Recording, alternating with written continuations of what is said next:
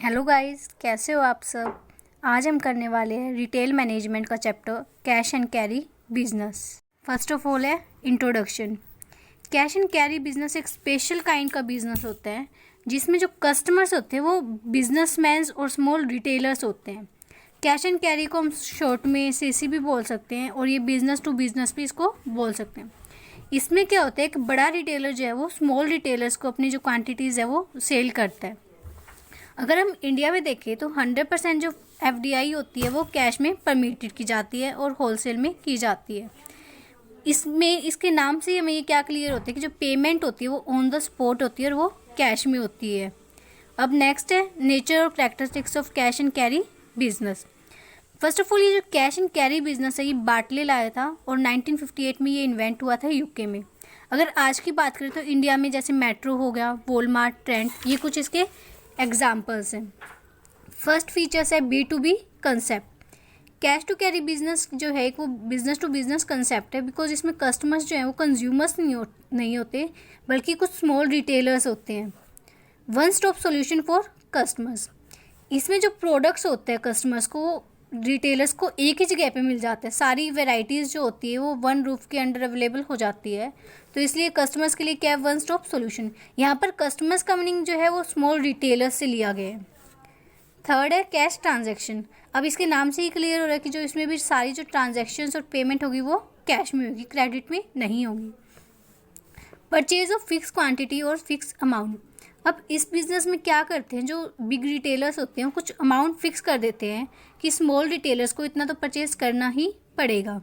तो इसमें यही चीज़ बोल रखी है, जो consumers are suppose to purchase products of minimum fix quantity, जो उन्हें क्वांटिटी फिक्स की गई है वो परचेज करनी होगी। No credit sale. अब वो कैश में होगी तो क्रेडिट सेल नहीं होगी। अगर क्रेडिट सेल ना होने की वजह से कोई यहाँ पे डेटर अकाउंट क्रिएट नहीं होता। बट आज के टाइम पे देखें तो जो कुछ बिजनेस ऐसे भी हैं जो क्रेडिट फैसिलिटी प्रोवाइड कर देते हैं स्पेशल कस्टमर को जो ट्रस्ट वर्दी होते हैं। नेक्स्ट है कोर कस्टमर। इनके जो कोर कस्टमर्स होते हैं जैसे किराना हो गया, स्मॉल रिटेलर्स, होटल, रेस्टोरेंट, ये इनके कुछ मेन जो हैं वो कस्टमर्स होते हैं। नेक्स्ट है location of business in a warehouse. अब इस टाइप के जो बिजनेस होते हैं वो वेयर हाउस में ही होते हैं। यहाँ पे जो है वो अलग से मार्केट नहीं खोली जाती, शॉप नहीं खोली जाती, क्योंकि प्रोडक्ट्स जो है वो बहुत ज़्यादा वेराइटीज़ में होते हैं। नेक्स्ट है मिनिमम एक्सपेंसेस। जो एक्सपेंसेस भी होते हैं वो कम होते हैं बिकॉज ऑफ यहाँ पे कोई हमें डेकोरेशन की आइटम नहीं करनी है, कुछ अलग से शो नहीं करना है, तो एक्सपेंसेस क्या हो जाते हैं, कम हो जाते हैं। ट्रांसपोर्टेशन कॉस्ट बच जाती है, हमारी इलेक्ट्रिसिटी बिल बच जाता है। नेक्स्ट है up to date modern infrastructure and technology. ये ऐसा बिजनेस है जिसमें जो इंफ्रास्ट्रक्चर होता है और जो टेक्नोलॉजी होती है वो अप टू डेट होती है। नेक्स्ट है food and non food products. इस टाइप के बिजनेस में हर तरह के प्रोडक्ट्स जो हैं वो सेल किए जाते हैं, जो चाहे वो फूड हो या नॉन फूड रिलेटेड हो। Close relation with local suppliers. अब इसमें क्या बोल रखे हैं, to improve product quality a number of training programs are conducted for farmers and fisherman in Andhra Pradesh and Karnataka by Metro Cash and carry business outlet. ये example दे रखे हैं कि जो आंध्र प्रदेश और कर्नाटका में जो मेट्रो कैश का एक आउटलेट है कैश एंड कैरी बिजनेस का, उसमें जो है वो क्वालिटी को इम्प्रूव करने के लिए कुछ ट्रेनिंग प्रोग्राम्स भी दी जाती है। तो इसके थ्रू हमें ये बताना चाह रहे हैं कि हम लोकल सप्लायर्स जो हैं उनके साथ भी रिलेशन अच्छे से मेंटेन कर पाते हैं। नेक्स्ट है होलसेल कंसेप्ट। ये जो एक होलसेल कंसेप्ट है क्योंकि इसमें हम हाईएस्ट क्वालिटी के जो प्रोडक्ट्स है वो सेल करते हैं लार्ज क्वांटिटी में एट होलसेल प्राइसेस पे, हम रिटेल प्राइसेस पे से सेल नहीं करते हैं। नेक्स्ट है no need to store stock for small retailers. ये फॉर्मेट ऐसे होते हैं कि इसमें स्मॉल रिटेलर्स जो होते हैं वो स्टॉक को मतलब कि इकट्ठा करने के लिए टेंशन फ्री होते हैं। उन्हें ये टेंशन नहीं होती कि हमें स्टॉक कहाँ रखना पड़ेगा, उन्हें जल्दी अपना जो है प्रोडक्ट्स जो अवेलेबल हो जाते हैं। Limited assortment. जो total assortment in cash and carry business is generally limited. अगर हम असॉर्टमेंट मतलब होता है वैरायटी, जो वैरायटी होती है टोटल कैश और कैरी बिजनेस में अगर देखें तो वो लिमिटेड होती है। इसमें टिपिकल ग्रोसरी स्टोर जो है वो ज़्यादा आइटम्स कैरी नहीं करते हैं। अब जैसे एग्जांपल दे रखा है कैचअप के 10 ब्रांड है, but cash and carry store में देखें तो हम वहाँ पे मिनिमम 3 से 4 ही हमें मिलेंगे। तो यही चीज़ बोल रखी है, जो कैश एंड कैरी बिजनेस है उसमें लिमिटेड असॉर्टमेंट यानी वैरायटी जो इतनी ज़्यादा भी नहीं होती। लास्ट है price strategy. Cash and carry business outlets markup merchandise more than 14%।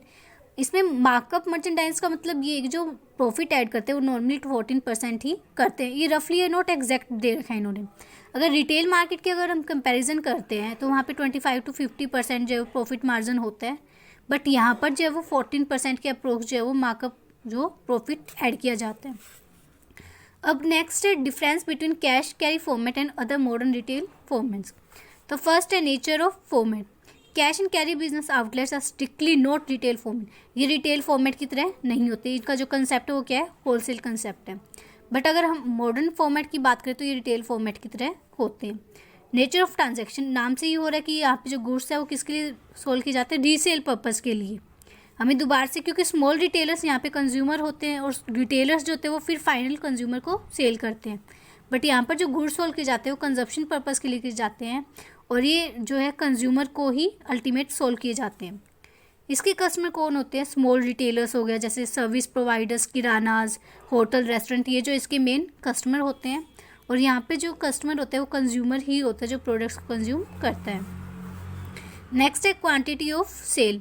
Quantity of sale में बात करें तो कैश एंड कैरी फॉर्मेट्स में जो बल्क क्वांटिटीज़ होती है वो सेल की जाती है और इसमें जो है कंज्यूमर जो है वो अपनी वैरायटी के अकॉर्डिंग अपनी जितना भी उसको रिक्वायरमेंट है उसके अकॉर्डिंग परचेज करता है। तो स्मॉल क्वांटिटीज़ में यहाँ पे जो कंज्यूमर को सेल किए जाते हैं। नेक्स्ट है सर्विसेज टू कस्टमर। यहाँ पे कोई भी सर्विसेज प्रोवाइड नहीं की जाती कैश एंड कैरी फॉर्मेट में रिटेलर्स को, बट यहाँ पर कंज्यूमर जो होता है उसको बाद में भी सर्विसेज प्रोवाइड की जाती हैं। अब है क्लाइंट्स एंड कंपटीटर्स। अगर यहाँ पे traditional formats of unorganized sector are clients और कस्टमर फॉर दिस फॉर्मेट। इसमें जो क्लाइंट्स और कंपटीटर्स होते हैं वो अनऑर्गेनाइज्ड होते हैं, बट इसमें जो क्लाइंट्स होते हैं वो हमारे कंपटीटर्स होते हैं। इसमें जो है वो कंपटीटर्स नहीं होते हैं। कैश एंड क्रेडिट पेमेंट, इसमें जो पेमेंट है वो कैश में की जाती है, बट आज अगर देखते हैं तो हम क्रेडिट में भी अवेलेबल हो जाते हैं। बट जो रिटेल फॉर्मेट है उसमें दोनों जो है कैश और क्रेडिट में पेमेंट की जाती है। प्राइस स्ट्रेटेजी की है, इसमें 14% जो है प्रॉफिट जो ऐड किया जाता है, इसमें 25 to 50% के अप्रोक्स किया जाता है। ग्लोबल रिटेलर्स की बात करें तो अब इन इंडिया में जो global retailers are not permitted to sell goods to consumers in cash and carry business. जो कैश एंड कैरी बिजनेस होता है वो डायरेक्ट कंज्यूमर को सेल नहीं कर सकता, बट इसमें डायरेक्ट कंज्यूमर्स को सेल किया जाता है। पॉपुलैरिटी इन इंडिया, अब ये जो फॉर्मेट्स है वो डे बाय डे जो है वो इनकी पॉपुलैरिटी इंक्रीज हो रही है और ये ऑलरेडी पॉपुलर है हमारे इंडिया में। नेक्स्ट टॉपिक है advantages of cash and carry business. First है it removes the complexity of handling multiple suppliers for small retailers. अब जो रिटेलर्स होते हैं उनको एक जगह पे बहुत सारी वैरायटीज़ के प्रोडक्ट मिल जाते हैं, तो उन्हें बहुत सारे जो सप्लायर्स होते हैं उनकी नीड नहीं होती, तो वो जो कॉम्प्लेक्सिटी होती है कैश एंड कैरी फॉर्मेट्स के थ्रू रिमूव हो जाती है।